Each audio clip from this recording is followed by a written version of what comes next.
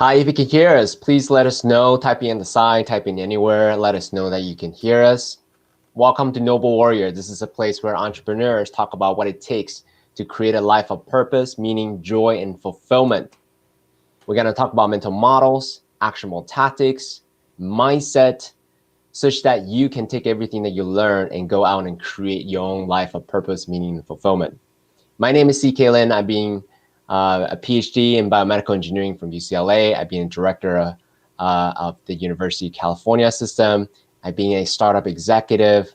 I'm now a startup executive mentor, helping other entrepreneurs find their own purpose and meaning.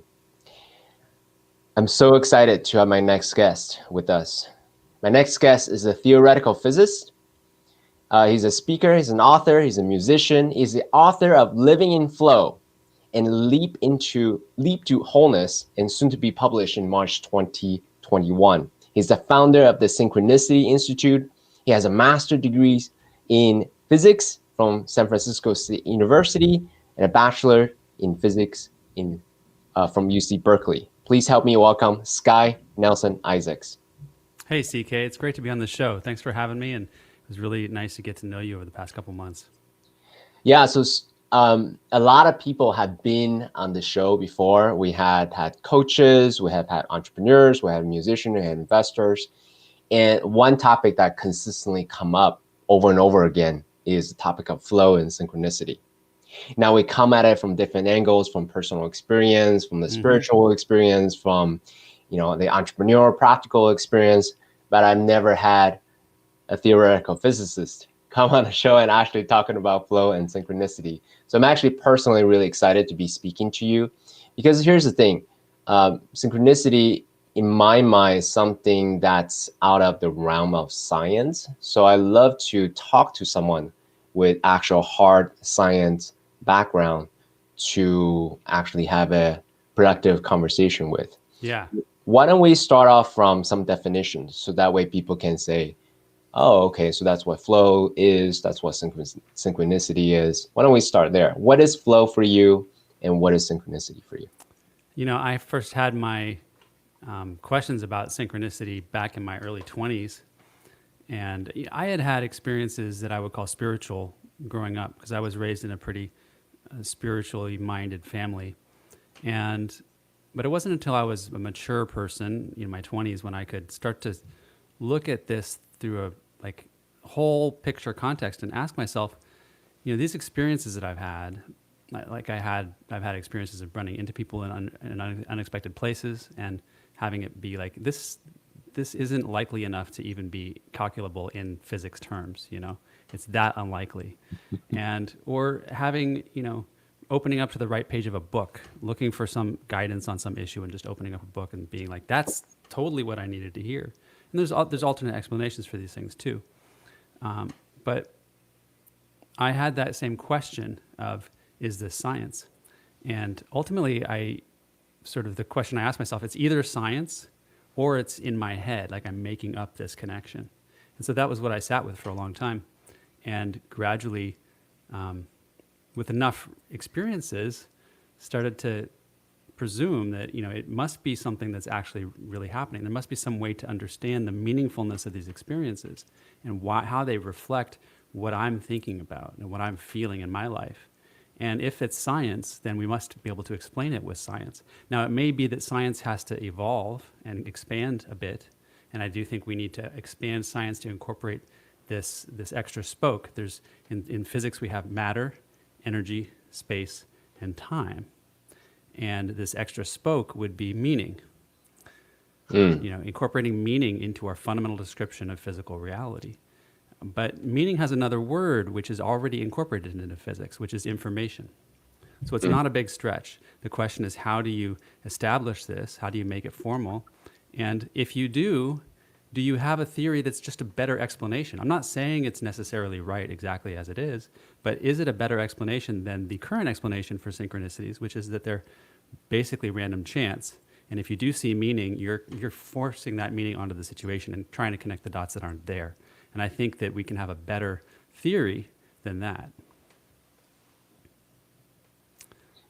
Yeah, no, that's really great. So I mean, as a scientific person myself, it's easy because we in our brain we have a reticular activation system, which is the whole point of that is to look for patterns, and it's easy for us to see pattern or meaning when there isn't any. So so how would you define, to make it really simple for anyone that's listening, how would you define flow and how would you define synchronicity? So let me start with synchronicity. Mm-hmm. A synchronicity, in the way I see it, well, first of all, Carl Jung invented the term, so positive psychologist. No, Csikszentmihalyi was developed the field of positive psychology. Jung developed the field of analytical psychology. And Jung defined synchronicity as an acausal connection between two things, between what you're thinking and what you experience in the world. Mm-hmm. I'm going to be a little more specific because there's different types of synchronicities. You can have dream synchronicities where you have a dream that connects to your waking life. There's different types. What I focus on is trying to untangle one specific way of looking at this, which is a synchronicity is a situation or experience that you have in the moment, which becomes meaningful because it leads to another situation in the future that you're already wanting to have. Mm. So you have something that happens right now, which is like, doesn't make sense. How did I bump into this person in the middle of Grand Central Station when I've been thinking about them for weeks? But it doesn't make sense right then how that could have happened. And yet, but later, maybe a week later, you realize you needed to talk to them about a book or about a movie or about a job or something like that. And so the context doesn't become clear until later.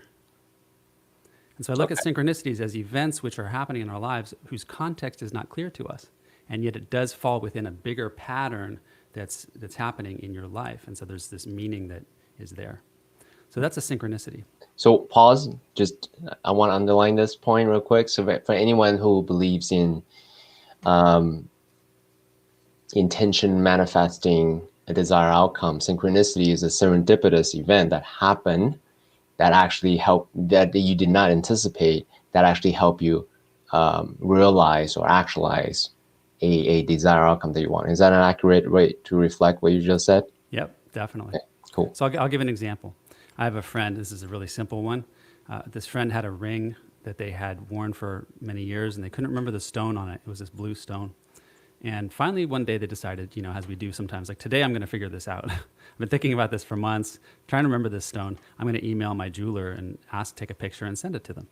So they sent off the email and they didn't hear back right away. So they went to on with the rest of their day, which included going to get a manicure.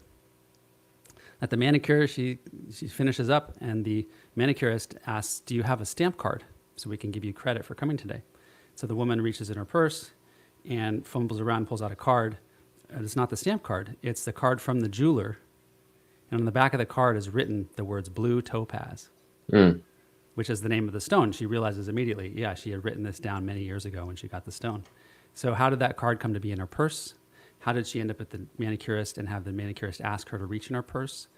That's really the synchronicity here, this small moment where she's asked to do something which is unrelated to her quest to find out the name of the jewel.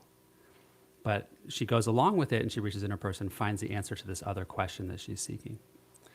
So there's the moment when she's asked to look in her purse is this unrelated experience of, I'm going to be asked to do something I don't understand, but the context becomes clear a minute later when she pulls out the card and realizes that it answers her question. Beautiful. And the definition for flow? So flow in Csikszentmihalyi's terms is an optimal state that we get into psychologically, where our head and our decision-making from our head is aligned with our decision-making from our body. We start to lose track of time because we're doing something we love. And of course, that word doing something we love is a little vague. We're in a zone of optimal functioning where we're doing something that's hard enough to keep us interested, but not so hard that we get stuck. And so flow is something that, is very popular right now and we can really benefit from collectively experiencing more flow because it makes us more creative, more productive, less self-critical, more accessing and sort of channeling the best parts of ourselves. Now, what I think is important, another way to define this in Csikszentmihalyi's words is if you think of, your normal state as somewhere between trying to take control of life or enforce control and trying to let go of control. You know, like sometimes you get frustrated with life and you say, forget it. I'm just going to let it all happen however it happens. Well, those are both extreme ends of the spectrum. But flow is not even in the middle of that spectrum. Flow is jumping out of that whole spectrum and saying, I'm going to pay attention to the fact that I'm worried in the first place about whether I'm in control or not. So flow is about letting go of the worry about being in control. So when you're in flow, you might take control, and you might let go of control and let somebody else be in charge. It's not prescribed, and this is why it's not easy to achieve just with the set of steps. You have to drop into a relationship with your experiences and with other people to figure out what's needed in the moment. So you develop a style rather than just being in flow all the time. Yeah, I really like it. So in my mind, why I'm particularly interested in speaking to you, and obviously there's no quote unquote right answer, but in the discussion of this, I hope is my hope is that people derive their own truth, whatever their own truth is. Okay, Yeah. so here's a mental model, or the argument. There's the subject reality, right? Everything that I experience in life happens within. It could be a mental image or thoughts or emotions or physical sensations, right? Anything that actually happens in me. That's how I interpret the external reality. And there's the objective reality, or shall we say consensus reality, right? That there's a table in front of me, people can measure it, and things like that as a way to create some kind of consensus. So in my mind, what you're trying to do is bridging the subjective reality, the emotions and intention to the objective reality, the external consensus reality. Is that a good rough way to frame what we're discussing here? Yeah, and you just tapped into what is the key aspect of my work on getting people to experience more flow. That it's that internal awareness of emotional state, because it's our emotions that block us from flow. When we are feeling like resistant to something or scared, or when we're feeling angry or resentful,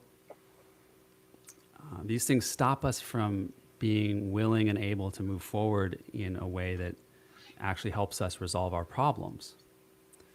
So for instance, if there's a conversation I'm afraid to have with somebody because of some, grief that I have with them or with this experience in the past, and the opportunity comes up, I'm alone with them, the fear or the grief that I'm avoiding will come in the way of being willing to say something and bring up this conversation. But when we look from the picture of, and this is where it comes into synchronicity and the study of synchronicity, when we look at how do we end up resolving these wounds from the past, how do we end up resolving this grief or this blockage? We do so by re-experiencing it and understanding the feelings we're having and having some new experience, which is different. So the way that we can, if we bring up this difficult subject with somebody and we have a different experience where they're not defensive and they understand what we're saying, and we can resolve things, like permanently resolve. We let go of that pattern. And that involves being able to go with, understand that we have a feeling that's kind of making us resist this fear of grief or, whatever we're afraid of emotionally.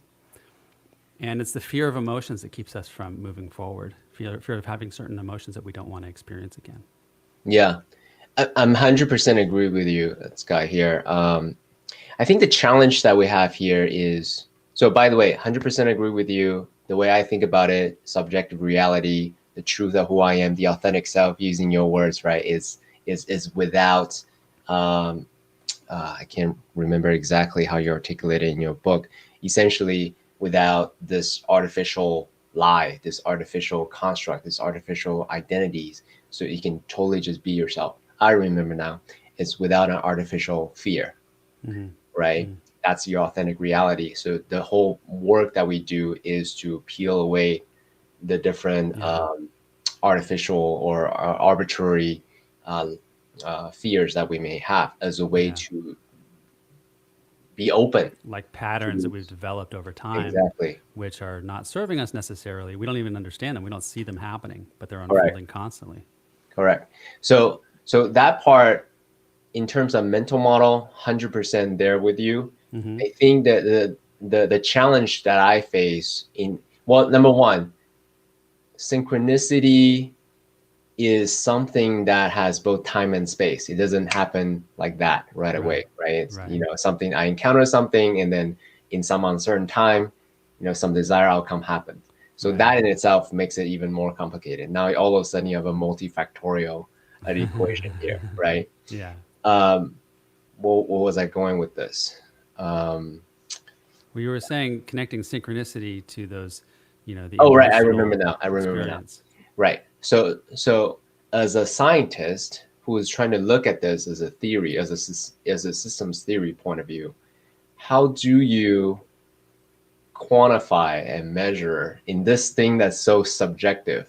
You know what I Right. mean? Right. How do Yeah. you help others to quote unquote duplicate? Because if it's not duplicatable, it's not really science. So so you're Yeah. kind of in a paradox here. So I'm curious to know how you go Well, about solving as this. you said, synchronicity is about time and space. And Mhm. time and space is the realm of physics. What's beautiful about physics is that when you first start taking physics classes when you're younger, you learn about time and space. It's the first thing you study. And then you do all this stuff over many years, you get your degrees, and then the most advanced people working on stuff are working on time and space. They're still trying to understand what time and space really are because we can take them for granted and we can build theories from them. We can Mhm. know how acceleration works relative to time and space, Mhm. Mhm. but we actually still haven't fully identified what time and space are. And Newton had this idea that time was this unaffectable, just chain, like the passage through time is unchanging. It just is what it is. Then Einstein came along and said, the faster you go and the relative speeds make a difference in the flow of time.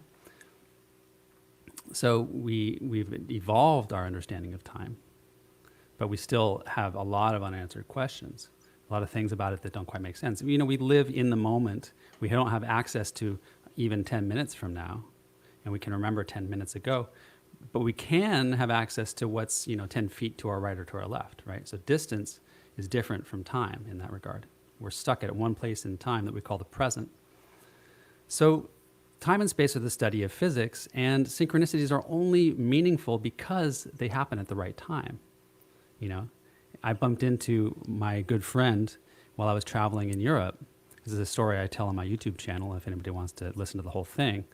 And we had been planning to meet in Greece, but I got sick and had to adjust my plans and spontaneously went home through Paris to catch a flight home to California.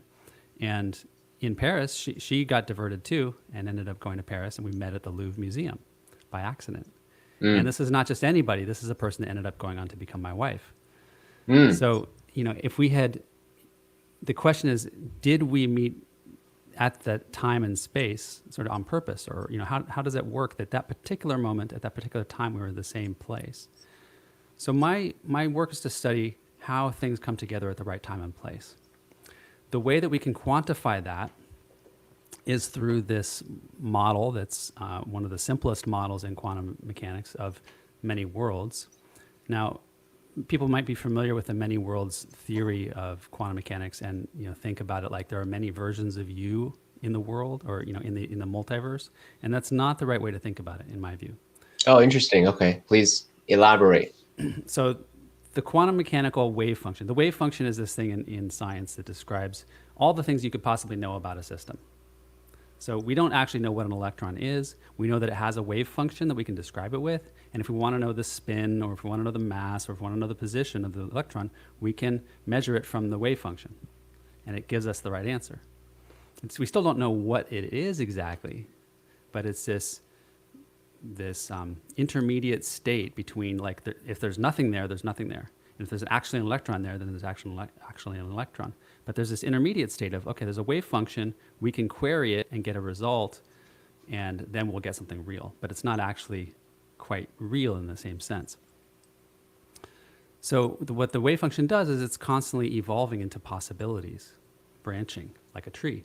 So if you think about a wave function as this branching tree, I usually use an apple tree as a metaphor.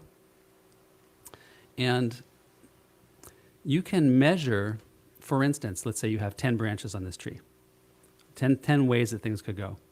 And let's say 2 of those are really meaningful. 2 of those lead to some kind of experience you're seeking to have. Let's say I'm traveling in Europe and I'm going through Paris to get home, and 2 of the branches lead to me bumping into Dana. One of them's at the Louvre, but another one might be at a cafe. So there's these 2 branches that lead to us having that experience, and there's 8 other branches that lead to us having a different experience, like with not meeting. Then you can quantify that. You can say out of the 10 possibilities, 2 of them were meaningful and 8 of them were not. So you got a 20% sort of weight factor pulling on those branches. And I weigh those, I mark that out with an apple. So you put apples on the branches that have that meaningful experience, and suddenly you're able to quantify the likelihood of that situation, that experience over a different situation. Noting that the experience had to do with us meeting, not specifically at the Louvre, but in some form, because it was the internal experience I wanted to have of us talking and sharing time together and developing a relationship. That's the important thing we're after when we talk about synchronicity, not the physical circumstances themselves, and this is why it's hard in science, because in science, what we measure and what we are controlled experiments. We control a variable, we repeat it under that same control to get the measurement. With synchronicity, what you're controlling is the meaning of the circumstance, the experience that somebody's having. And so the situation is going to show up differently every single time. You don't know if you're going to bump into someone at the Louvre or at a cafe or at the train station. You can't predict that at all. And so this is why it comes into flow, because in flow, we're not predicting the world. We're not controlling the world. We're sort of coming into alignment with the circumstances that we have and finding ourselves surprised, but pleasantly surprised by the types of opportunities that come to us. I see. So you're not necessarily saying to engineer, right? To lean to create a more favorable synchronicity point of view. It's more of a be open, right? Using your Lorax principle, be open to what's around you. Mm-hmm. You can probably tell my audience what that is, and such that you can always be more synchronistic in the way that you approach life. Is that an accurate way to articulate what your intention is? Yeah, the Lorax is this process of 6 steps, LORRAX. Listen. That's listen to your experience, not listen to somebody, but listen to what's going on in your life. Notice it. Then second is open your mind. So a lot of times when things happen to us, we're kind of resistant, or we eject the information because it just seems irrelevant to us. So noticing what information is coming to you and opening your mind to it, saying maybe this is useful to me. Third step is reflecting. So spend some time looking at the rest of life. This is where you look at the context of a situation. You say, oh, well, somebody recommended I go see this movie. That sounds stupid. I don't want to see that movie. But I realized they mentioned it was about, cars, and I've been really thinking about cars a lot because I want to get more into cars and working on cars. And so with some reflection, I start to see the context of this within the rest of my life, the rest of the things going on for me. So listen, open, reflect, and then release. I have this attachment. I don't want to see this movie. I never planned to see this movie. Why would I go see it? But now I have some new information, and I see that it actually could be useful for me. So I'm going to release my attachment to how I thought things were going to go, and I'm ready to then take action. So the action here is obviously important because it's action which demonstrates what it is that we're really trying to achieve in life. And I think I think about the cosmos that we live in as responsive to us. It's going to respond to our actions. It's going to respond to our choices. But this action is preceded by 4 steps of receptivity. Listening, opening, reflecting on ourselves, and releasing. And so by the time we act, we are in alignment with all these other factors that we wouldn't have been in alignment with otherwise. And then the X is just this simple reminder that this is an ongoing process. So you don't quit, don't give up. One of the most powerful tools that I use in my own life is this non-quitting, this unwillingness to set the ball down and walk away. Because if I stay with it, another synchronicity will happen. Even if I've screwed up many times already, another thing will show up and I'll start the cycle again. Listen, open, reflect, release, and act again. This is Thank you how for we get that. That into a was really relationship. beautiful. Yeah, I especially love the X. One Yeah. of the things that I receive is life is not over until it's over. The ride, don't get off during the middle of a roller coaster ride. Right. Right, it's an ongoing series of experiment, right? And for me, the whole point of this is my personal spiritual belief, is the whole point of it is to enjoy the ride, Yeah. because at the end, everyone is get off the ride. Yeah. When this Yeah. physical realm is over, it's over. So the whole There's point of it is to enjoy all of it. So that great quote. It'll all be okay in the end. So if it's not okay, it's not the end. yeah, there you go. I love that. Okay, great. And I'll just say that I realized in writing my second book called Leap to Wholeness: How the World is Programmed to Help Us Heal, Grow, and Adapt. It actually is a book that's all about that X step in the Lorax process. It's all about how do we not give up? How do we recognize what we're trying to accomplish and how the world is actually supporting us in that, even though sometimes these synchronicities can be negative, they can be challenging to us. And tools for checking inside and understanding where we are along that path so we can get up the courage to try again on whatever it is we're trying to do. Okay, so a loving challenge back to you. You did say in your first book that the universe isn't a friendly place or an unfriendly place. It's very neutral, Right. right? But what you just said now, the universe is working for you. I like this narrative more personally for me.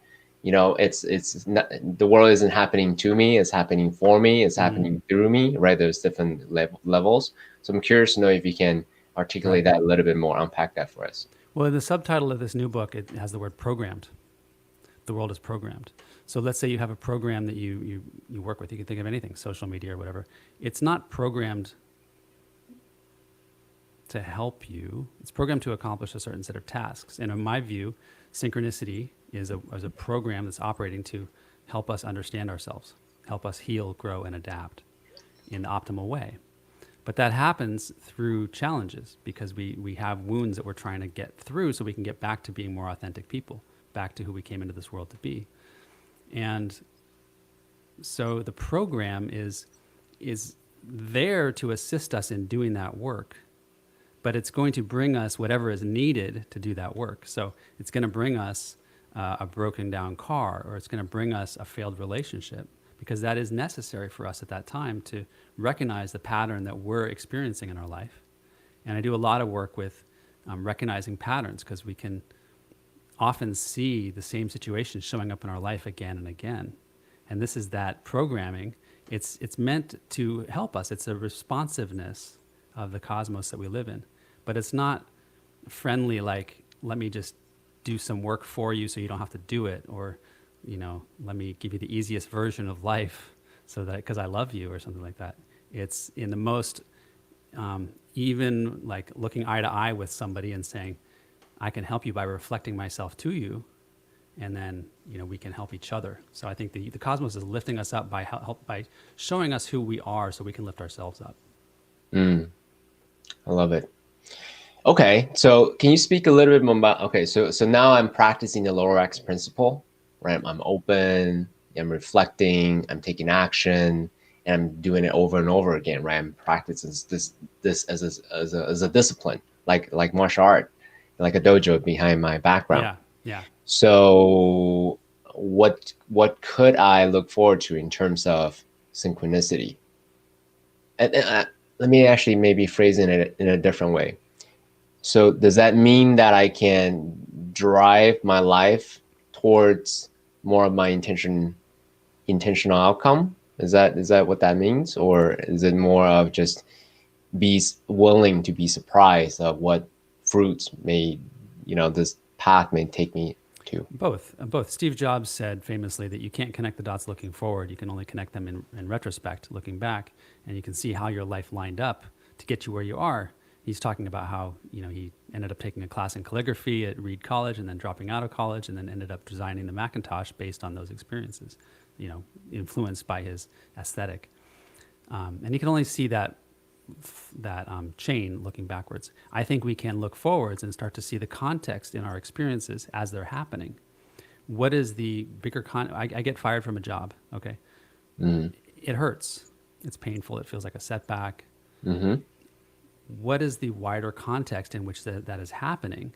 Is there a pattern that I can see in my life of experiencing this kind of rejection in other places too? Maybe in my relationships or in other jobs. What is it that I can take from this that's actually, and this is where the universe is in a sense friendly, right? Because it's actually doing this, this experience is going to help us conquer the next thing, and the next thing might be more important for us, but we'll be more informed to be able to do it in a different way. Jump out of our cycles and try something different because we understand our patterns, our emotional patterns. Maybe I'm being too bossy at work, and that just keeps showing up in all these ways, and it shows up in my relationships, and gradually through enough experiences of difficulty, I start to touch into the grief that I feel that's making me bossy and start to develop more authentic, deeper relationships. And that affects my personal relationship. It affects my job experiences as well. So we're growing through these processes, and the experiences are there simply as a background, like props on a stage to help us experience these things. So it comes back to what I think of as experience. We're here to experience things that will help us grow. And the physical situations that show up in our life are just there to make that happen. Now, the way I look at synchronicity, you talked about intention. Intention, I think I want to dig a little bit deeper into that. What is intention? Let's do it. Please. And are we always aware of what our intentions are? You know, I might be thinking I'm offering some helpful advice to somebody, and I realize later in reflection, you know, why were they defensive when I gave them advice? I was just trying to help, you know. But maybe my intention was actually that I was worried about their safety or worried about their choices. And so I was actually undermining them in some way. And they felt that, but I couldn't see that in the moment. So we're not always aware of what our intentions really are. I like the word, well, the phrase I use in the book is anticipated qualitative experience. Anticipated qualitative experience. Okay. That's a mouthful. Yeah. So there's a simpler way to phrase it. Expectation. Expectation is something you're anticipating, right? And it's the experience that you're anticipating. Yeah. So I'm anticipating the experience of feeling safe and connected to my partner, or I'm anticipating the experience of having to defend myself at work, or I'm anticipating the experience of drinking coffee and tasting that and feeling that energy. We're constantly, well, all we're doing in life is experiencing, and we're constantly anticipating or expecting what we're gonna experience next.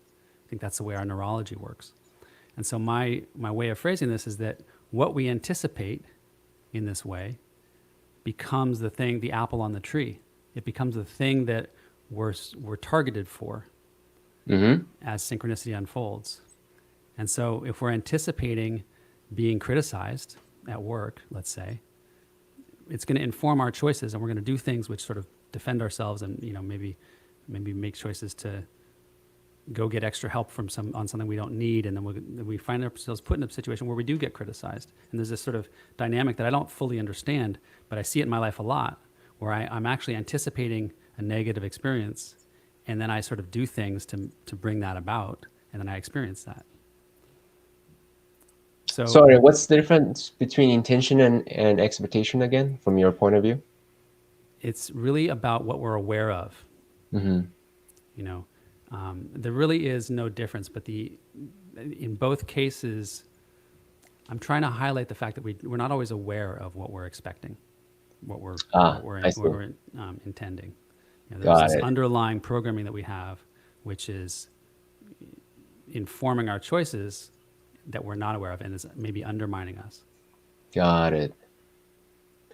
Yeah, thank you. I really love the tree of possibility analogy and metaphor. The way I see it, came to the same metaphor actually, is the fruit of what we desire, and there are different domains: physicality, emotionality, relationships. You know, the important domains of life, money, and parenting, and all these beautiful things that we all, as human beings, want. And then what fuels the growth or the particular tract is, one, my definition, intentionality as well as emotions. So I'm curious to know, from your perspective, how do you go about choosing different tracks? Because different tracks may have different probabilistic outcome, right? And how do you fuel the intentionality, what is it, what do you call it, the anticipated qualitative experiences, using Right. your words? Well, I'm not sure. Let me answer what I understand you to be asking around tracks.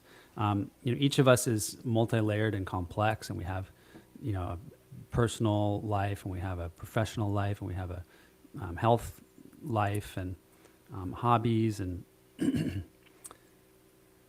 I think that part of the challenge of that flow helps us address is how do we become healthy or authentic in each of these areas. So for some of us, it's easy to focus on work to the exclusion of other things. And that might be because we have history in the past of being like, I'm comfortable, or I'm comfortable at work, I'm comfortable with what I'm learning there, and I'm not comfortable opening up more at home and relaxing. And that's just something we're carrying from our upbringing or from our, how we've trained ourselves to be. But maybe we can benefit from diving into a little bit more of that vulnerability at home. And, spending some time, some unstructured time with someone in our family that is a little uncomfortable because we're not used to it, but it's actually very fulfilling.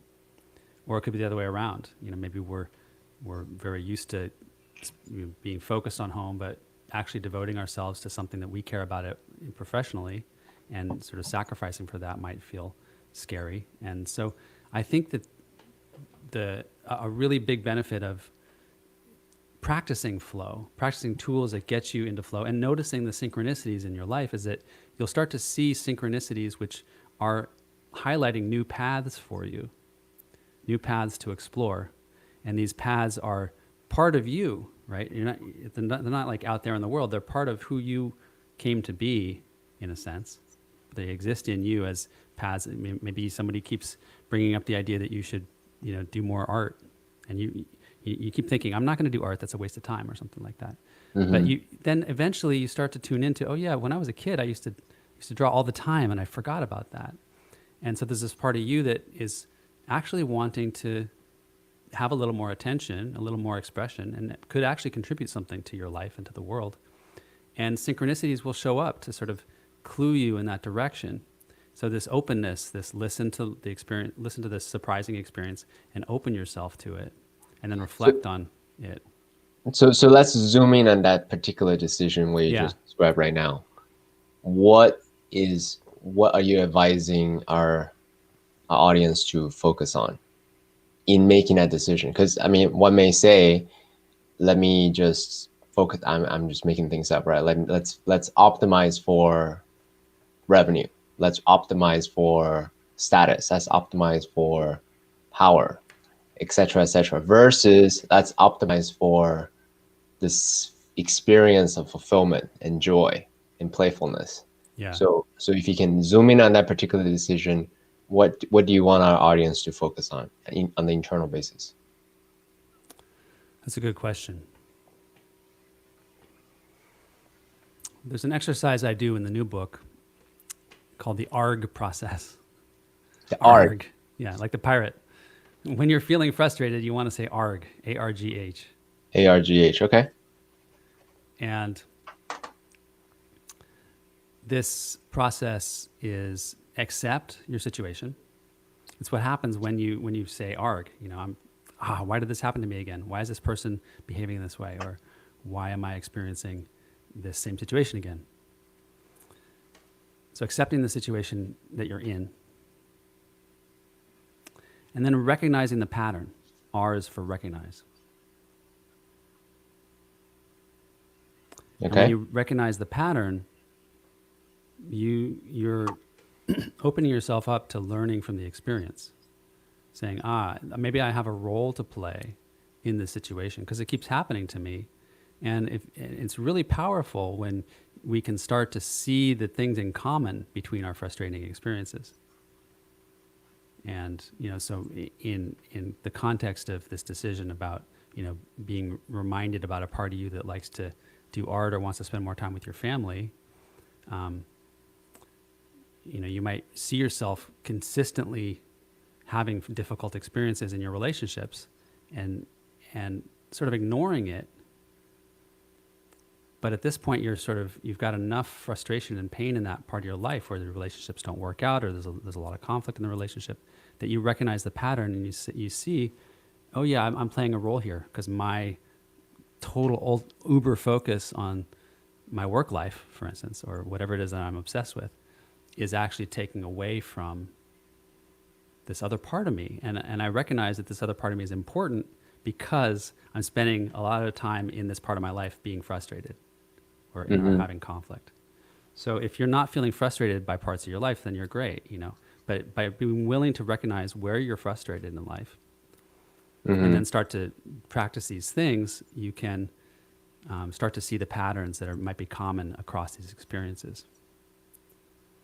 So once you recognize it, you've accepted the situation, you recognize the pattern, then growth is the G. Valuing growth over accomplishment.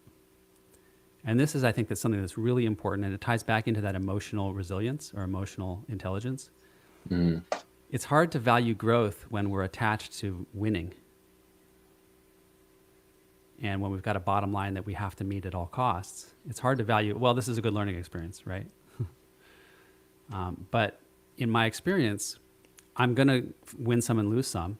And the fastest way to accelerating myself is to learn from each experience. And that means letting go of the accomplishment.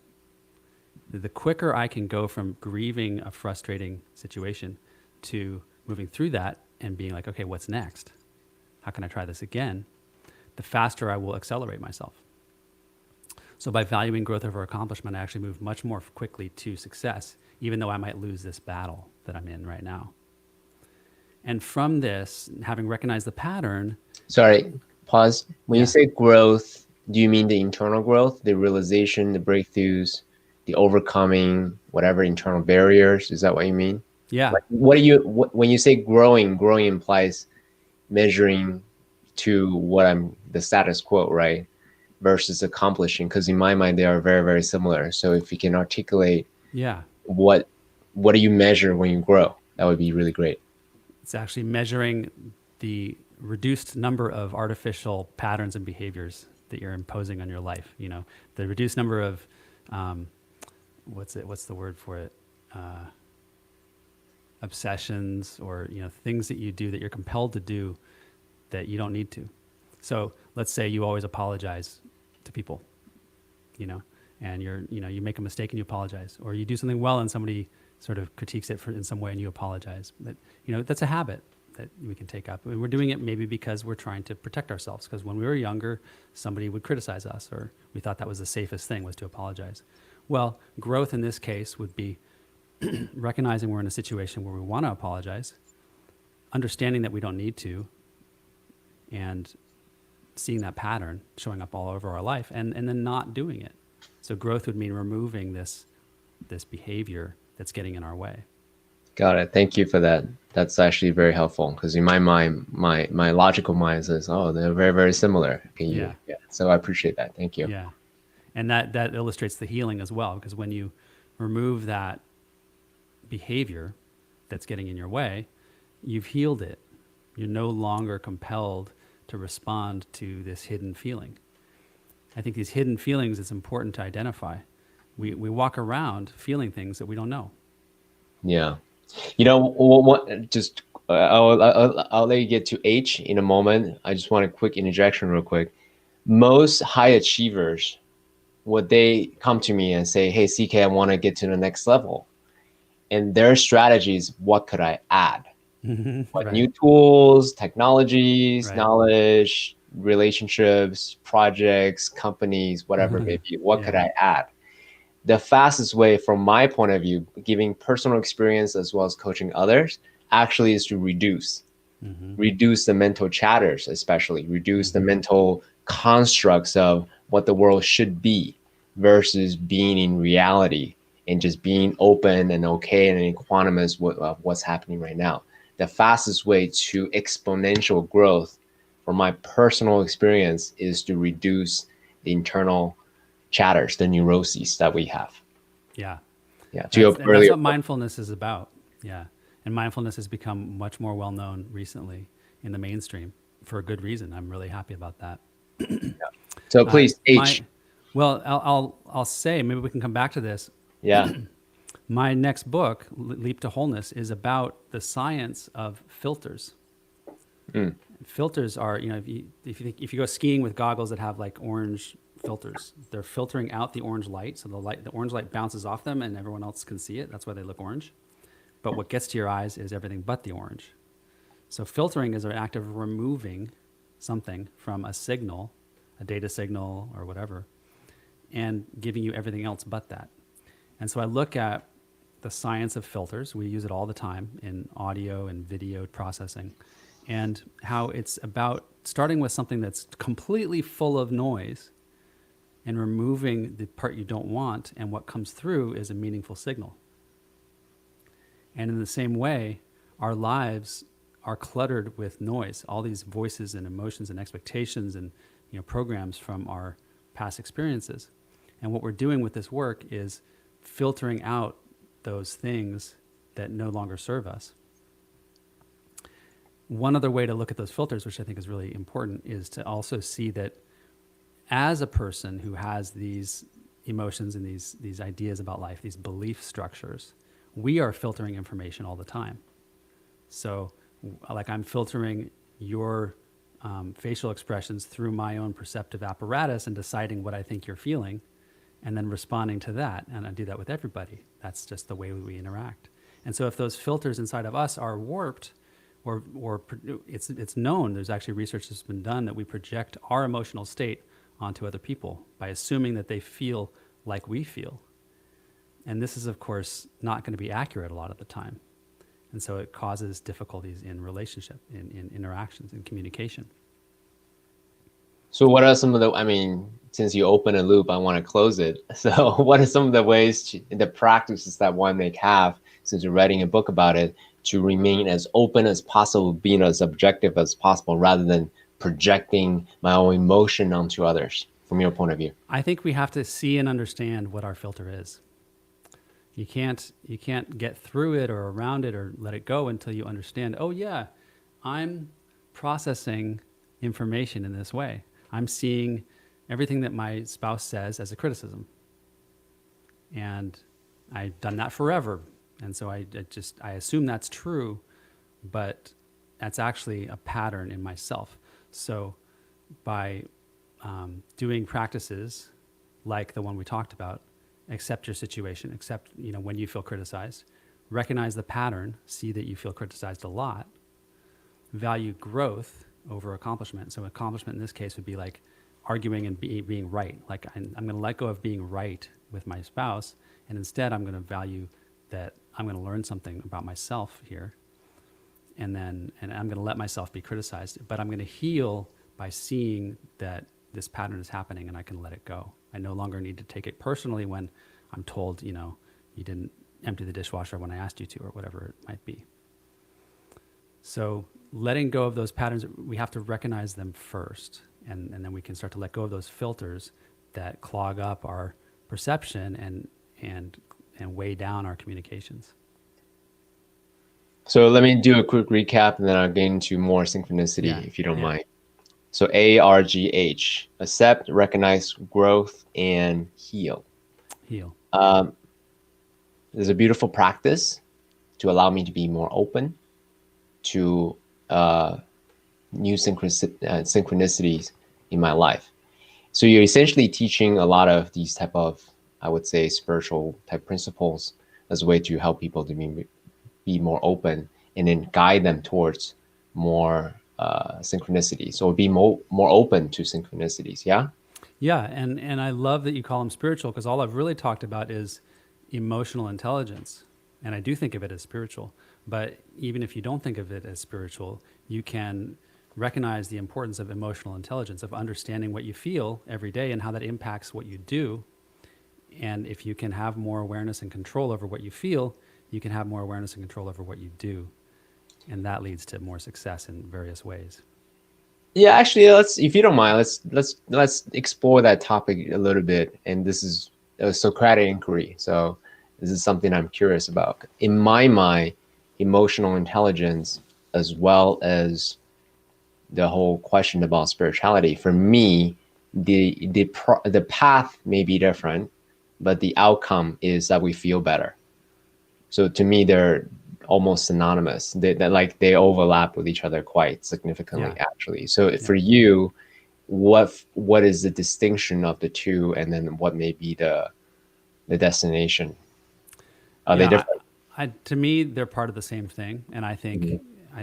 I think a lot of people stick with spiritual practice as like looking outside themselves for meaning or for I see. an idea of God. I Um, see. and the big breakthrough in my life has been recognizing that my own emotional blind spots are the things that my spiritual practice is leading towards. My meditations are leading me to be more aware of my emotional blind spots, my places where I'm weak and wounded and hurt and reactive.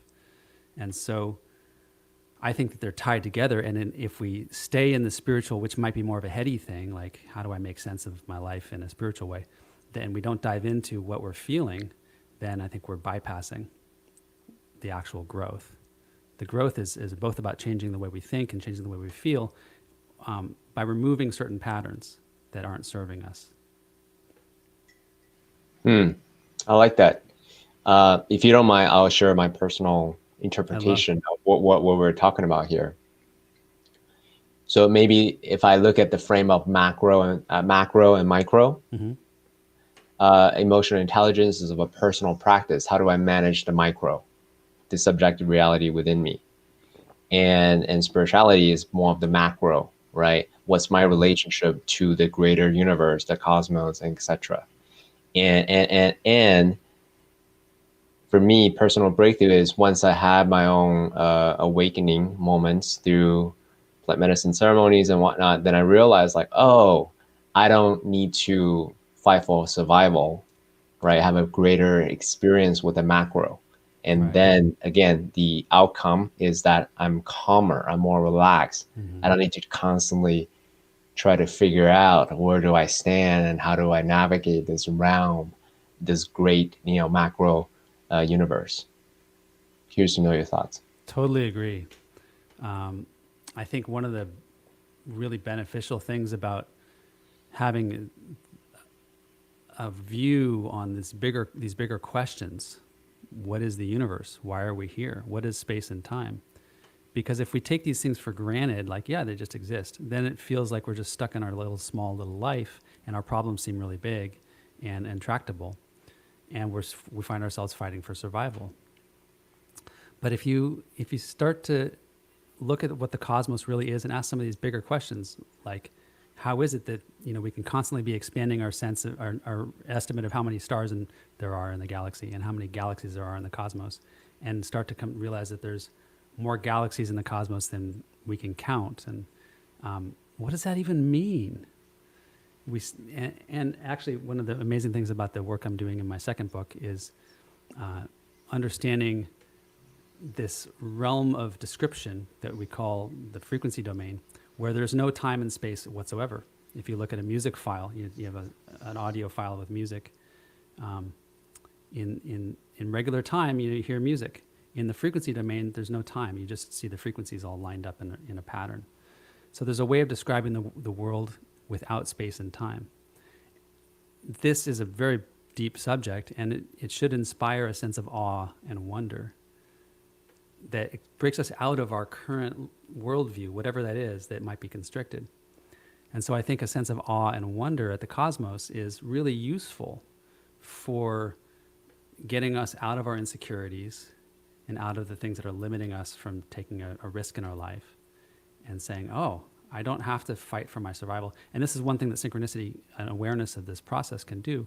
If you trust that synchronicities will occur in your life, when you have an opportunity to go for something, you'll say, instead of like, that'll never work, you'll say, okay, if I take the first steps and do the preparation, the next step will become evident. And if I know how to look for it, how to moderate my own inner reactions and emotions and look for what's the next step, I'll see it. And so it breeds a sense of faith or trust that's based on really just a process of events that happen in the world physically. I love it. So I'm gonna wear the hat of being a very cognitive, heady guy now, an analyst asking you this question. Okay, so let me contextualize this a little bit. So Nassim Taleb famously wrote a book on Black Swan, and he wrote a number of books. I don't know if you know who that is. Mm-hmm. Yeah, okay. So he has this very simple methodology called the Barbell Strategy as a way to help him optimize for return on investment, right? And what that means is he would say, all right, so I'm going to allocate 10%, 20%, whatever percentage to something that he thinks has an expected value of 10x return of his investment. And the rest would then be, something that's safer, something, like an index fund, something like that, lower return, but still predictable. So that way he go for the upside as well as cover the downside. That gives him, in the entire portfolio, a nice predictable outcome. Yeah. So with synchronicity, the approach that you have, I love it. It's saying I'm willing to take the first step without knowing what the expected outcome may be. I'm willing to take that step. And that's the way I live my life. So I'm curious to know, comparing to when you give your students the methodology to live a more synchronous life, do you even concern yourself with expected outcome? That's a good question. Or is it just listening to the internal inner knowing, the internal wisdom, the higher self?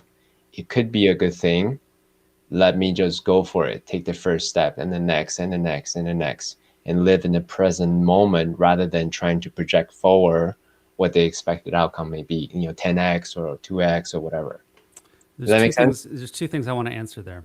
Yeah. One is about the 10x investment. I'll come back to that. Mm-hmm. The other is about, it's not a simple process of I should just quit my job and go for this thing because it'll work out. Mm-hmm. It's this very narrow passageway of committing to a new path and following what you need to do in order to get there. And so I've made the mistake of being overly, risky and having plans fall apart because I didn't plan well enough and I didn't take the opportunities that arrived. It's this. I think we have to refine who we are inside so we can really make use of the opportunities that come. And it comes back to over and over again in my life, whether I'm responding to fear or really acting from a place of courage and excitement. So if I'm responding to fear by not leaving a situation that doesn't work for me, I'm going to make it hard to experience synchronicities which move my life forward because I'm acting out of this fear of sticking with what's safe. On the other hand, if I just radically jump and change my life all of a sudden, I might also be reacting to a fear like, midlife crisis, my life is not going where I want it to go. I just have to drop everything. And then I'm still bypassing the necessary steps to grow. So Right. I don't have an easy answer. I'm so glad that you're talking about this because in my mind, it's a narrow path, right? Maybe an analogy would be a narrow bridge, right? Yeah. Too much to the left, no good. Too much to the right. So there's a middle way that's harmonious that will lead you towards the life that you desire. So Yeah. And flow, like I said earlier in Csikszentmihalyi's words, is about jumping out of that spectrum of control and surrender. Like, it's not like you need to just surrender to life and go with the flow. Not at all. It's about recognizing that when you're having that debate with yourself, should I take charge here? Should I let go? Should I leave? Should I stay? It's about trying to maintain control for the purpose of probably dealing with anxiety. There's something you're worried about that you're trying to fix. And so that's where it comes back to, okay, how do I address this anxiety or this worry in a new way? How do I jump out of this experience of, trying to control it and transcend that and be in relationship? So that might mean staying in my job for a while but eventually seeing a way to transition, or it might mean staying in this relationship and taking some really difficult steps of conversations I've never had before. And these are the really difficult aspects. And I think that if we really follow flow, it's going to challenge us in all the difficult ways. It knows what's hard for us, and it's going to lead us there. Yeah. Personally, for me, the two gauges that I follow is one, what's my intention / purpose? Like, what is it that I want to create? And then two, what's the flow, right? What's my emotion? Because emotion is the fuel that energizes my intention. So how do I feel about it? Do I feel really shitty right now? Or am I feeling excited and alive, even though it may be hard? Yeah. As an example, right? So follow that. So those are some of the simplistic ways that I can reduce. So that way I can navigate. Rather, otherwise it was way too complicated of a multifactorial equation for me to even do it. Yeah, well, I do find that what you said really resonates for me. Excitement. Excitement is a key reframing of fear. We're given this life to live, and we get caught up in all the things we might do wrong, that might go wrong, we're worried about. But to really honor the fact that we're alive and appreciate, on a given day, a lot can be going wrong for me. And yet I live in a prosperous country where I have freedom to go out and do things, and I can run a business, and I can do all sorts of things. I have privileges in this culture. I'm a white man. I can do a lot of things that I take for granted. And on any given day, just those very facts can lift me up and make me go, okay, what's next? I'm excited to take on whatever's next. I might have screwed this thing up in my personal life, but I've got a lot going for me. I'm going to take that and see, what can I do next? How can I contribute to the next step of my life in a positive way? Yeah, no, I love that. So there's that spine that you have in trust, in having faith in your own capability, having faith in your own direction, and courageously moving forward. Yeah, Yeah. I love that. Yeah. So in your book, in your first book, you famously had a subchapter about, I can't remember exactly how you articulate it. Let's see if I can find it. Right. You can't have flow without problems. So one school of thought around flow is, hey, if I'm encountering problems, it must not be my destiny. Right. I should stop and find something that's easier so I can flow better. Right. I'm with you. For me, it's not about having a quote unquote easy life. It's about having a fulfilling life, even when it's hard, even when it's challenging. Because for me, I'm hence the name of the podcast, Noble Warrior. It's about leaning to one's discomfort for the sake of growth and self-actualization. Yeah. So if you can underline that a little bit, it may be arguing for or against, this person who thinks, hey, it's too hard. It shouldn't be this hard. If I'm truly on purpose, if I'm truly in flow, it should be easy.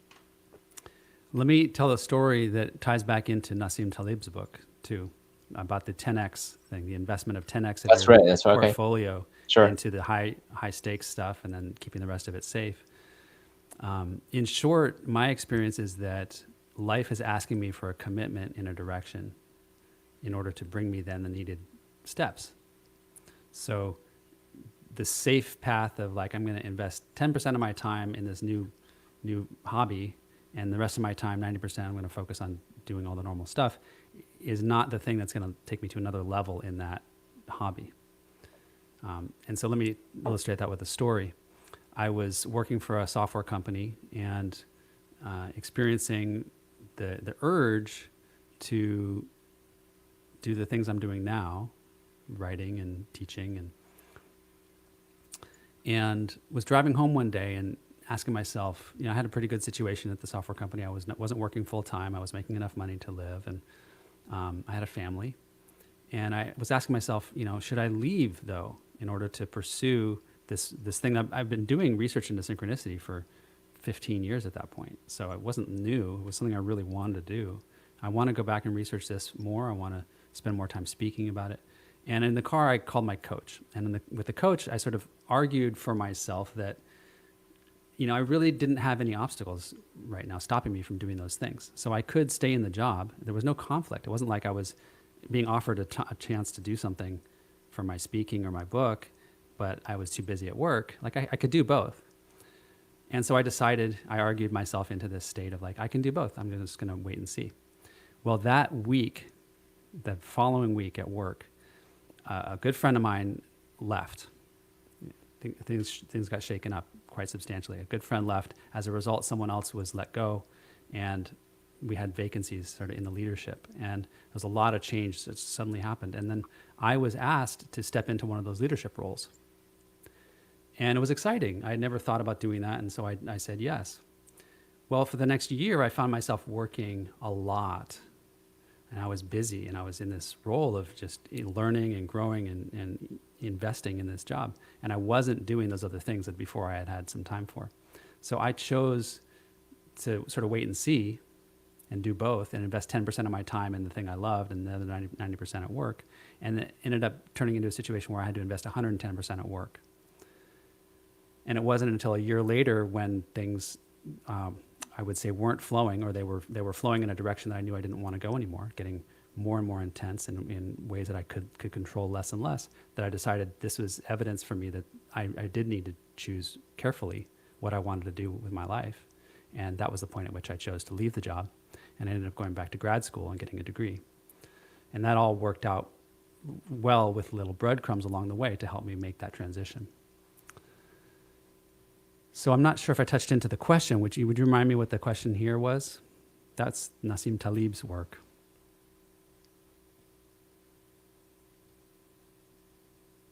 Maybe it doesn't matter. You're muted. Oh, right. You cannot flow without problems. Oh, yeah. That was your question. Yeah. So right. So someone, there were some problems there. You know, I experienced problems which helped me understand the challenge that the choices that I was making. I experienced a greater sense of responsibility, a situation with a client that I couldn't control, and more problems, which helped me understand what it is that I really wanted and finally make that choice to change. So problems can help us make the choice to change, and whether it's our job or whether it's the way that we look at the world or whether it's our relationship, you know, problems help us recognize ways that don't work and find new ways that do work. Yeah. I love reframing certain things. So your problems are not problems. Your problems are actually your blessings that actually is helping you grow into the next phase of who you are. Mm-hmm. So I love that. Thank you. Okay. So that's how you will respond to someone who's saying it's too hard. It shouldn't be this hard. I should find something that's easier if I'm truly in flow. Is that how you will respond to that person? Well, I would say it depends. In my case, when it got hard at work, it was hard in a way that I didn't really want to experience. Like I wasn't looking to become better at these things. And so when I was tasked with becoming better at these things, and they didn't really line up with what I wanted for myself, that wasn't a reason, that didn't give me reason to stay. It felt like the right thing to leave. In another situation where I'm being forced to do something that's uncomfortable, but I can check in and realize that this is something I really want for myself, then I would advise, at least in my own life, I've tried to stick with those things and do that growth. Yeah. Okay. New topic. Mm-hmm. You had talked about symbolic momentum when it comes to finding flow and finding synchronicity. Can you speak a little bit more about that? Symbolic momentum? Symbolic momentum can be pictured as this apple tree. We started talking in the beginning about an apple tree of choices that we make. Each branch is a different choice or a different set of experiences that unfolds. And the apples are those experiences which line up with a certain anticipated experience or expectation that we have. When we make choices with something in mind, we have an intention, like say we're looking for a new job, and we make choices to revise our resume. We spend a week looking at our resume carefully, going through it carefully, sending it out for feedback. That's essentially setting targets on this tree, setting apples up on this tree, on experiences in which that resume, well, how do I put it? It's targeting those experiences in which we're successful at what we're trying to accomplish in our intention. So revising our resume is simply an act that illustrates our intention to be successful at getting a job. And so the apples that get placed on the tree are those in which we have success or we feel success in that search. It may be getting the job that we have in mind, or it may be getting a different job, or it may be realizing we don't want a job and we want to be a stay-at-home parent. But it's the apples are the expectation that we will fulfill our quest. So the branches of the tree that in which we fulfill our quest are the ones that get the apples. Now, those are spotted throughout the tree, right? Of all the choices we can make, it's hard to know how we're going to get to the outcome we want. Right. So if there's a part of the tree that has a lot of apples, it would be nice to get sort of in that direction on the tree so that we can experience those fulfillments.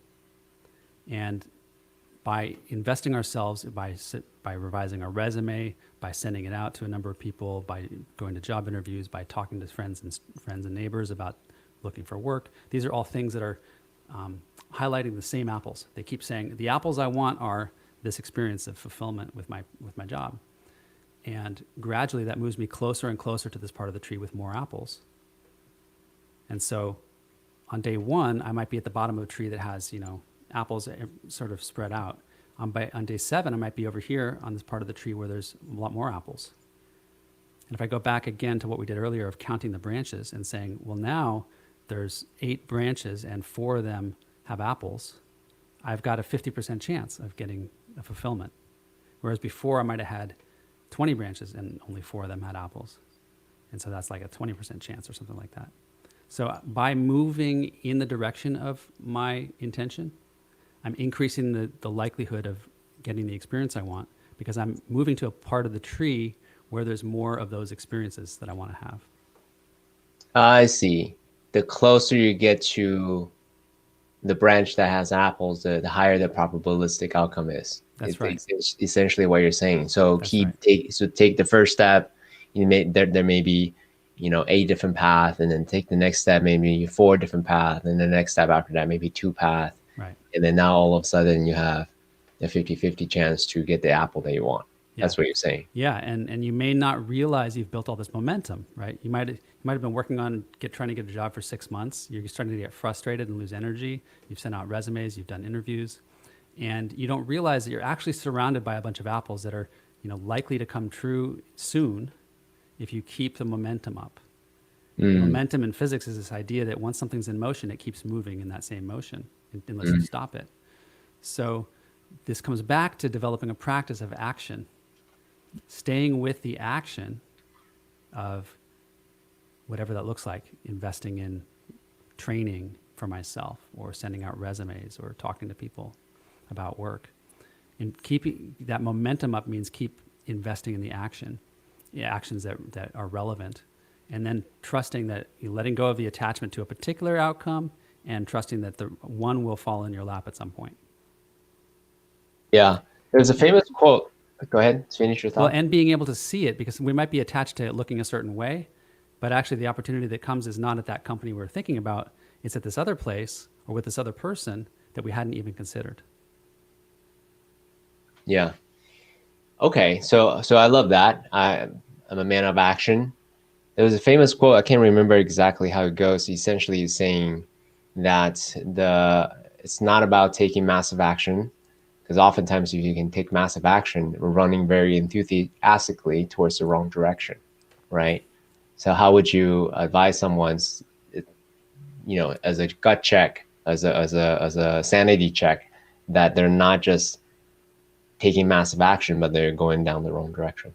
This is why it's so important to see flow as not just an external thing, like trying to accomplish things, trying to overcome your challenges, trying to sort of masculinize it, like conquer things, but also as this sort of maybe more receptive or feminine, just to use those words, aspect of receptivity, of understanding what you're feeling and how that's influencing your choices.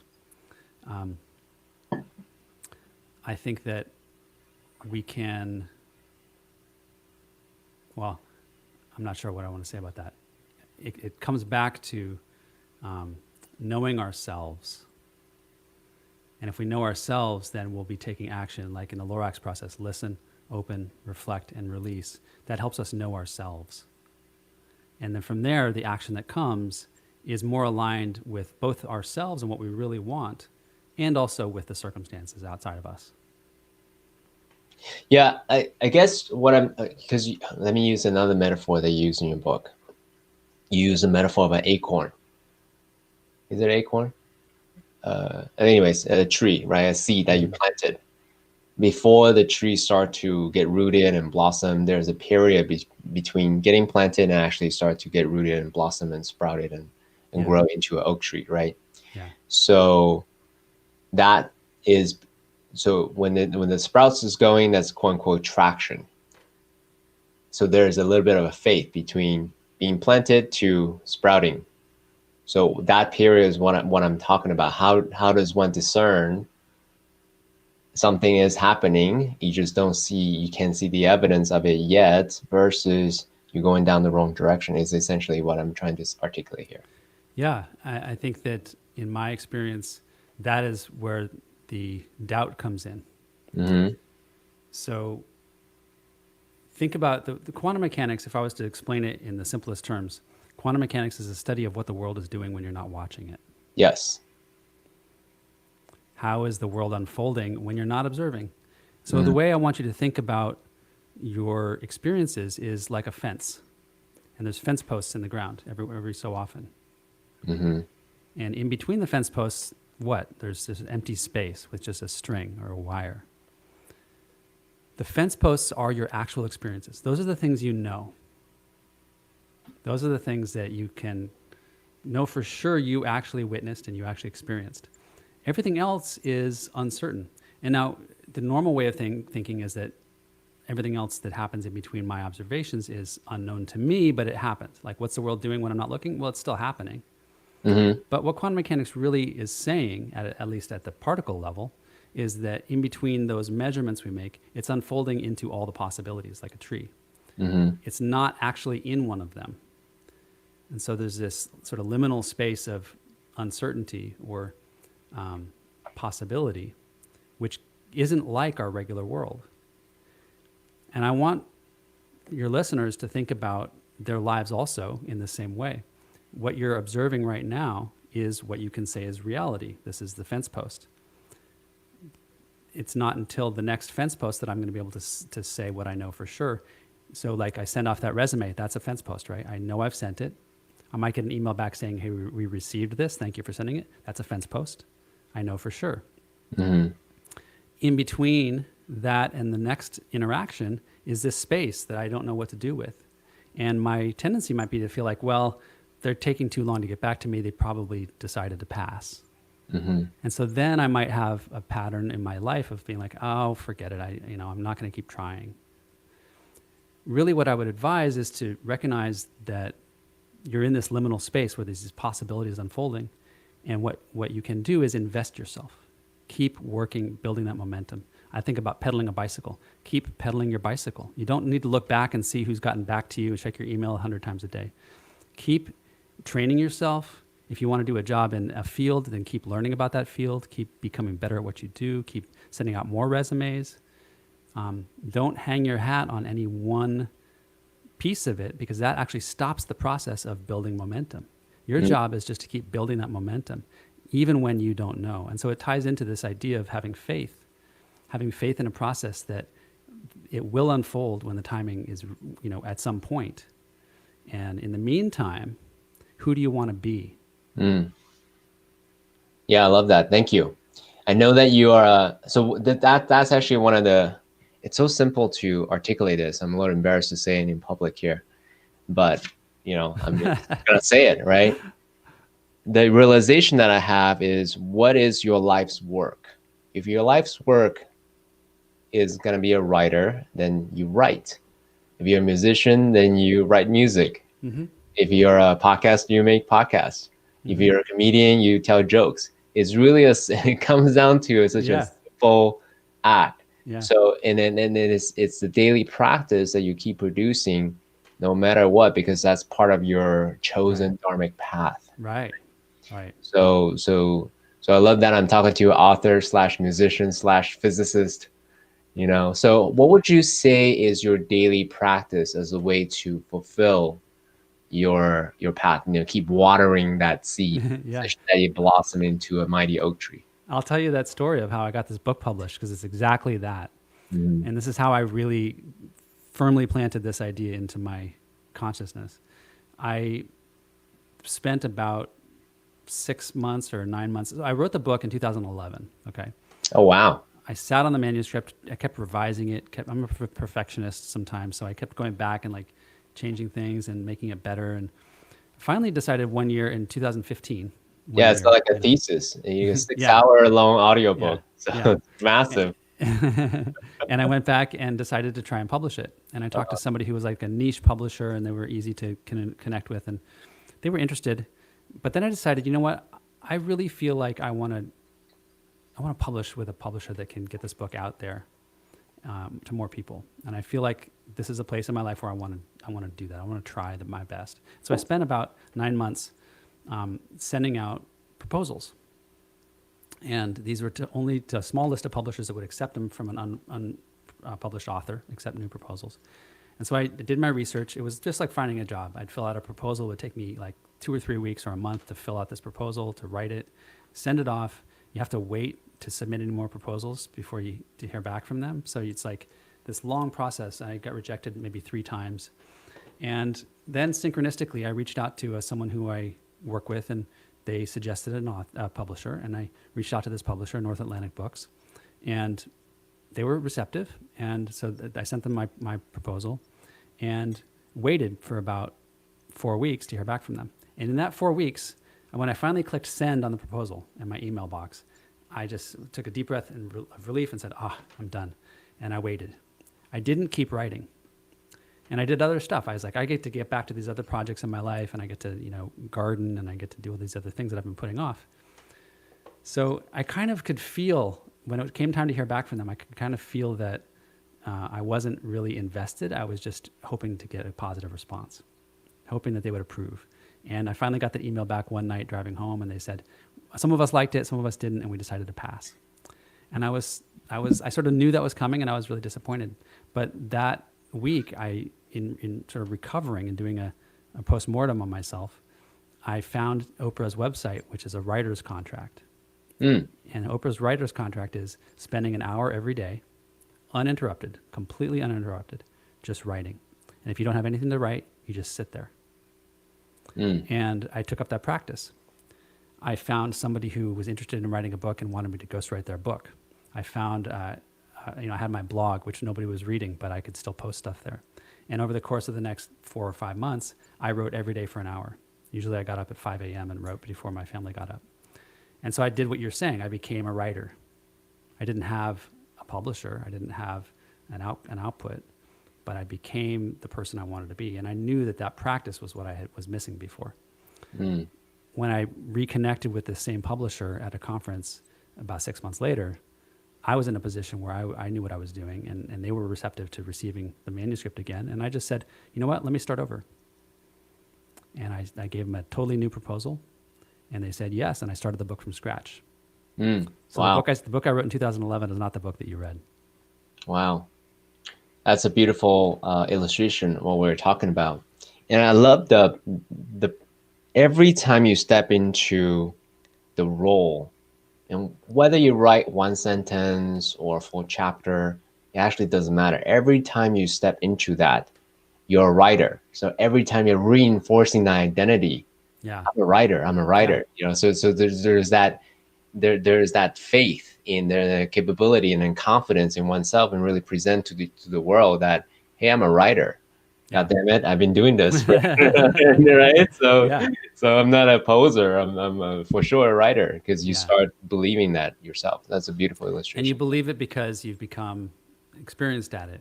Because you've, in your private time when nobody's looking, you've said, this is who I want to be. What do I need to do to practice this? We all have these things. And one of the exercises I do with people is called from challenge area to flow area. You look at first a place in your life where you've been successful recently. Come up with a few examples, and you identify what those are. These are areas where you've been in flow. Anytime you've experienced success, you've been in some kind of flow. You've been aligned with your mind and your body and your spirit to sort of make something accomplish. And then you look at your challenge areas, places where you don't experience flow, and try and compare these. So the first thing, go back to choose one experience where you've had flow, had success. And you identify the 3 of the feelings that you felt in that experience. So when I was writing in flow, I felt happy, I felt excited, I felt connected. It doesn't mean I was successful with it yet. It just meant those are the things I felt when I was in flow. And then I look at 3 of the methods that I use when I'm in that zone. So the methods I use to get back to become a writer were setting apart a certain amount of time every day to do it. That was a technique I used, structure I created in my life. Another method was tapping into how it felt when I was writing. So am I feeling like I'm forcing this? Am I feeling like, or am I feeling like I can feel something authentic in myself? Because when I could feel something authentic, then I knew the writing was better. And another technique I used was being compassionate with myself. Even when it wasn't flowing, being willing to sit through that and just be happy with whatever, knowing that I was putting in the time. So I've now got 3 feelings and 3 techniques that I use when I'm in my best space. And I can look at a place in my life where I'm challenged. And everybody has places where they're flow and places where they're challenged. So just take the same things from your flow experience and look at the challenges in your life and imagine yourself in that challenge. Maybe the challenge is, having a conversation with someone at work. Yeah, I really love that. Thank you for sharing that. So you're speaking to an audience of overachievers. Being compassionate to oneself is actually one of the primary challenges that overachievers have, because they've been using beating themselves up as a way to geek out. Right. More motivation, more more motivation to do things that they don't necessarily want to do, right? Internally, subjectively. So can you share with us, zooming at the moment of where you're being more compassionate or practicing more self-compassion to yourself? What's happening? That's a great question. And I think it's one of the most powerful tools that we have, because we're always going to make mistakes. No matter how good we get at what we do, there's going to be times when we don't have all the pieces in place. Otherwise, we're not growing, right? We're going to be, life is going to push us synchronistically into situations we can't handle comfortably. So that's my view, at least. So assuming that's true,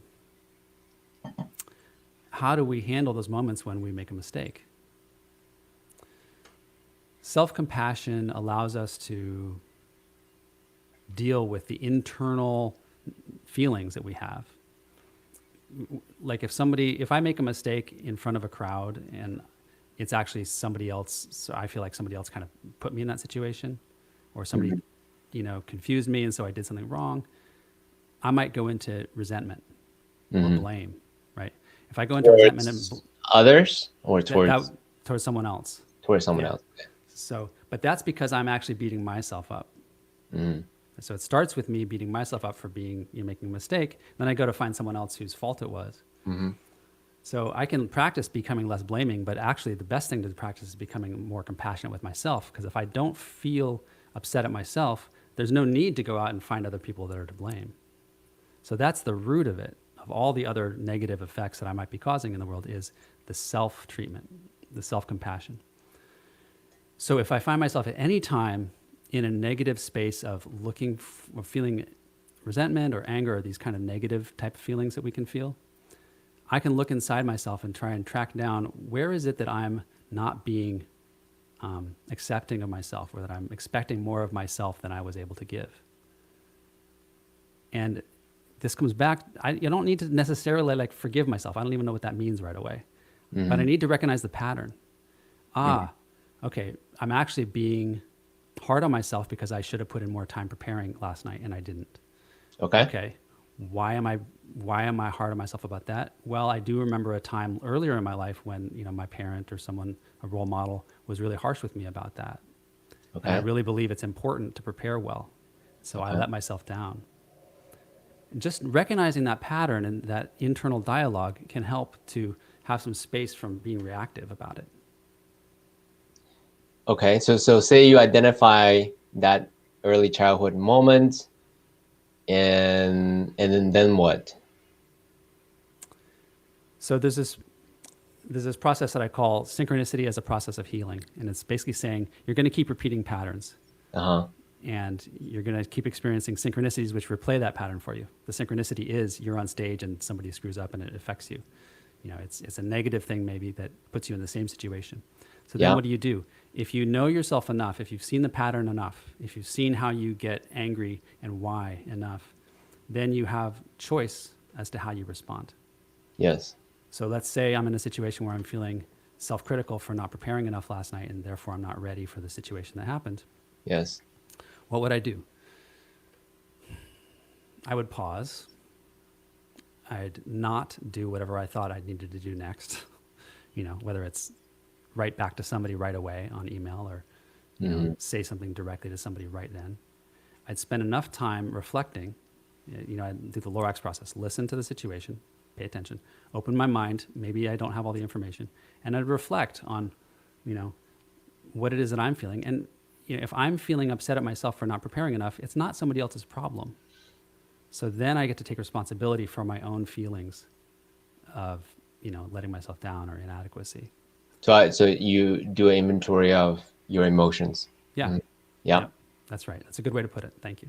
Mm-hmm. Do an inventory of your emotions. And I think that just by doing that inventory, you start to see places in your life where you actually have made mistakes and you're accountable. So maybe this person, you know, made you screw up on stage, but actually it was a result of something you said that gave them the feeling that that's what you wanted, you know, and Right. it's Taking only, responsibility for what's actually happening internally for you. yeah. And Cool. once you see that, then you can have compassion for everybody and go like, oh yeah, I see. I was part of this mistake. We were all part of it. Yeah. Thank you. Cool. So do you mind if we zoom out now? Yeah. Actually, and I know that you want to talk about choice a bit in our conversations. Is there anything that you want to say how everything that we're discussing here ties into this main thing of personal responsibility and choice and synchronicity? Is there anything you want to say more about choice? Oh, that's a good question. I mean, I think we've talked a lot about it, and that is really an essence of the work I do. I've spent a lot of time in my life feeling, you know, looking at my own regrets.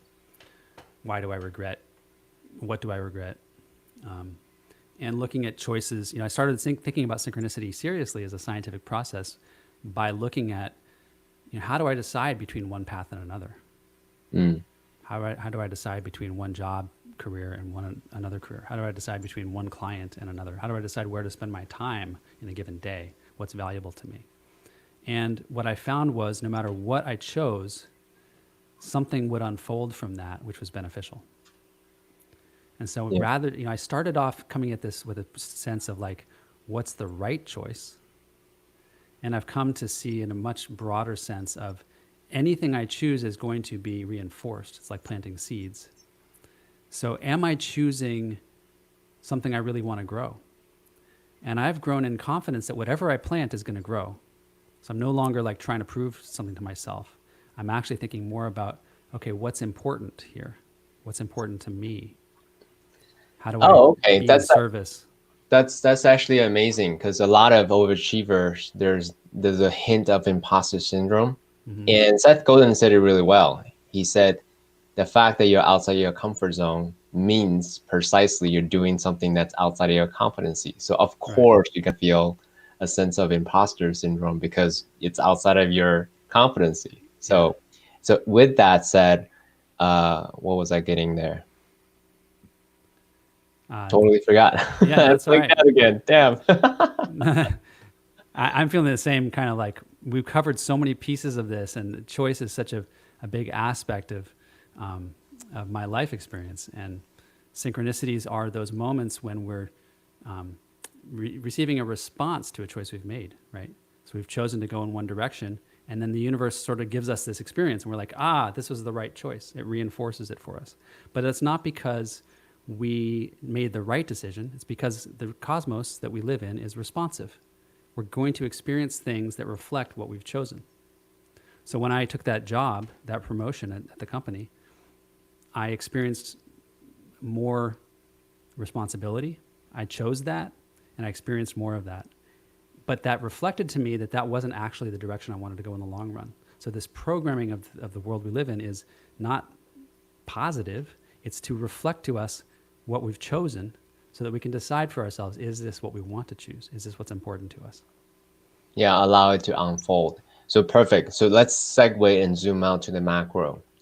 So we're 2 days after the US election. A lot of people are thinking about that we are actually in a simulation rather than in a physical universe. Mm-hmm. Some people are thinking about the multiverse theorem, all of Mm-hmm. these things, right? So thinking about the macro, how would you, using the principles that you share, help people navigate to think about the macro, or should they even not even worry about the macro, just think about the micro?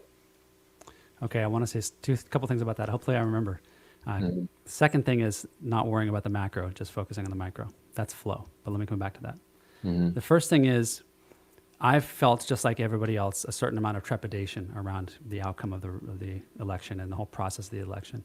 I participated quite a lot by volunteering and phone banking and things like that. So I'm very Oh, invested that's great. in taking action. I actually spent 15 hours on the phone on election day. Wow. So it's very important to me to invest myself in democracy. My message to people is get out and vote. You know, it's not partisan. It's participate in your life. This is my message in life. Participate in life. Look at the opportunities in front of you and take them. And don't take it for granted that you live in a country where you can select your leaders and where all the comforts of life that we have are a result of sacrifices made in the past, and we shouldn't take that for granted. We should make sure to invest ourselves in the parts of our life that we want to grow and strengthen. So I definitely think it's important to invest.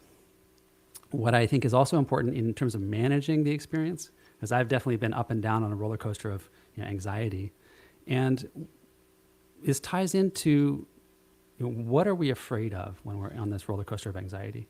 And I want to emphasize that we're actually afraid of our own feelings. We're not actually afraid of the outcome in the physical world. We're afraid of the feelings we're going to have in that situation. And so if we can become more compassionate with ourselves, if we can become comfortable with whatever feelings we're having, we will get out of that fear space and be able to tolerate the situation, whatever it is, because we can tolerate how we feel. We can tolerate the feeling of powerlessness or the feeling of frustration or the feeling of self-criticism. And if we're not fighting against those feelings that we don't want to have, then we're much more able to get into flow and deal with being resilient with whatever happens out there in the world. Cool. Thank you. Let's see. So the other piece was macro and micro. Yeah. So the macro is, should we focus on fixing the world out there, or should we focus on fixing our own life? And maybe fixing is the wrong word in both cases. But flow is this magical state that when we focus on doing what's best for ourselves, when we understand what it is we really want in life and make space and time for that, that has an expansive effect. It's important for me to choose the job and the career that I love, not just because it's selfish for me, but because I actually have an outsized impact when I do that. Mm-hmm. I influence other people to do that. I also influence my field most positively, and I have a greater impact on the flow of the whole collective when I make choices that are really in alignment. If I make choices that are sacrificing my well-being for, safety and security, I'm not actually going to be necessarily contributing to a greater healing and a greater process of growth at the fundamental level. And I think that's what we need right now is this, a sort of not just growth economically, but growth inside as well, so that the growth economically reflects our values, and we start to reflect values like sustainability, whatever that means for you. Having our society last for a long time, having people being treated equitably, and dismantling systemic racism. These are things that need to be part of our economic growth. Yeah. And, go ahead. Well, and that's why being in flow is a internal gauge for how do we get there. Yeah. There's a famous quote, the most selfless thing you could do is to be selfish slash self-centered, right? Another way to articulate it is before you put on the oxygen mask on someone else, put it on yourself first, Right. right? Right. So in that, you said to discover and not reveal what you most want and focus on that. So are there catalysts, experiences that empower you to, psychedelics that empower you to really get to the core of what you truly want? Because I may even venture to say most people don't really know what they really want because it's covered by layers and layers of construct that they think they want that, but actually they inherited from someone else. So are Well, there so experiences that you have I have to a course called the Living and Flow course that I created online. You can find it at livingandflowcourse.com. great? And it's got an exercise in it which touches on this. How do we identify and make space for what we really want? And the key element of this exercise is really about who are you worried about letting down? Who are Mm, you worried about disappointing if you do this thing that you really want to do? I don't think we have to think too long about identifying something that we really want to do. Like it's there. We have to do a little reflection and say, I really do want to spend more time writing, or I really do want to spend more time exercising, or do you really want to spend more time with my family or at work or whatever it is. But usually there's somebody that's going to be disappointed. I'm not going to get back to them by email and they're going to be disappointed. And I'm afraid of that because if I don't get back to them by email and they're disappointed, my client might let me go or my spouse might get mad at me. So getting aware of who it is that we're worried about disappointing. And then there's a feeling we're having when we're afraid of disappointing someone, right? There's a feeling we're having like, I don't want to feel that feeling of threatened security when my relationship's at risk or when my job is at risk. And because we're compelled to respond to that, then we respond to the email or we get back to somebody right away, or we keep not doing the things we really want to do because we're responding to these other obligations we have. So the first thing we can do is identify what obligations do I feel like I have and how are they stopping me from spending some time doing the things that I want to do? And how do I identify the feelings that are keeping me stuck in that cycle? I love that. So there seems to be a theme around decluttering the emotional, Yeah, mental, and the relational, or the obligatory. response. Thank you. The tongue twister. The extra responsibility that one may have. There you go. Yeah, decluttering is a good word. Declutter all of that. Yeah. And that comes back to the filters metaphor, right? The filters that we're looking through. And filters are carving out or removing information. We're not adding information to our lives to become more intelligent or more aware. We're removing the unnecessary information.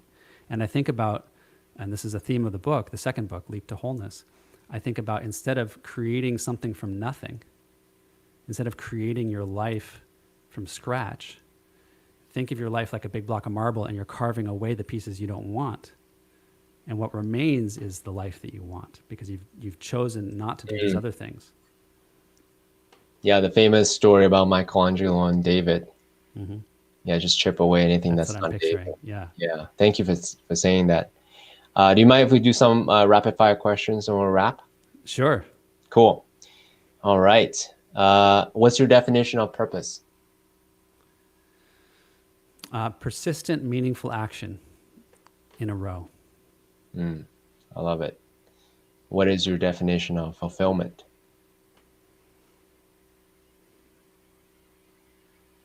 Knowing what makes you feel happy and recognizing it in places that you might not recognize it otherwise.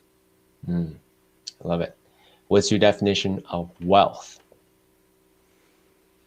Feeling like you have enough in all sorts of ways. Yeah. What do you do to not take yourself too seriously?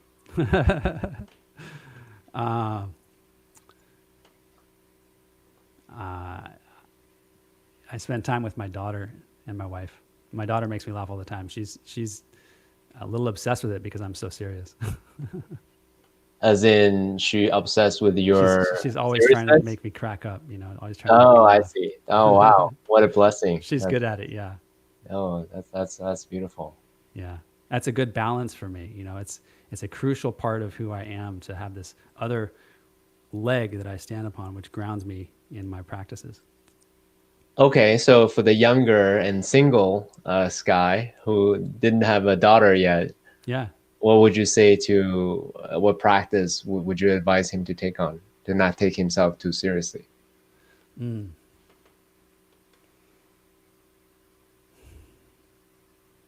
That's a great question. Maybe not have all the answers. Okay, so recognize that as a mantra. Hey, you don't know all Yeah. the answers. You don't Yeah. have to have all the answers. Yeah. Yeah. Do you, And that, by the go way, do ahead. you have any embodiment practice? Because we're cerebral people. So, Yeah. is there anything that you do as a way to drop into the body and then emotions, versus just being here all the time? Yeah. Well, first of all, as a musician, the reason I've kept up being a musician all these years, I started when I was 5. It's Mm, an embodied practice of being in flow. It forces me to sing from my chest and my belly and feel the piano and the guitar and my fingers and actually be present with people physically, not just mm, mentally. So mm, that's a real practice for me. I mm. also, yeah, well, people talk about getting exercise every day, and usually they talk about 30 minutes of exercise. Well, I get 5 minutes, but it's every day, so it's enough to ground me in my body to make sure I get that 5 minutes of running every day. 5 minutes of running, like a Tabata type of practice, or what? I'm How not do you familiar with want? that term. Oh, Tabata, developed by this Japanese exercise guru. Hmm. Essentially, is 20 seconds on, 10 Mm, seconds off for mm, 8 rounds for a total wow. of 4 minutes. Wow. The whole No, idea is well, to I'm get. very simple. Uh-huh. uh, this ties into my practice with flow and synchronicity in general. I do what I can that's consistent. And what's consistent for me is I can find usually 6 minutes on my treadmill. And I can do that because that's the time it takes me to get my heart rate up. Mm, And as long as I've done that, I'm going to be a little more grounded in my day. awesome. I love that. It's not ideal. It's not like I'm saying I'm fulfilling a specific practice because that would be mental, right? I'm trying to get out of the mental idea of what's enough and focus on what is right for my body. Yeah, but it echoes what we talked about, because every time you step onto that treadmill, you're reinforcing the identity. I'm an athlete. Right. And Right. since you're being consistent with that, that it's not even a question whether or not you're an athlete, because you are, by sheer volume of how many days you have Right. exercised for 5, 6 minutes at a time. And that's how we make real change in our lives is what are the things that we can do that are consistent, not what we think we should do in our heads and we're doing to impress somebody else or prove it to ourselves, but what's coming from our soul, our core place that's consistent that will define who we are.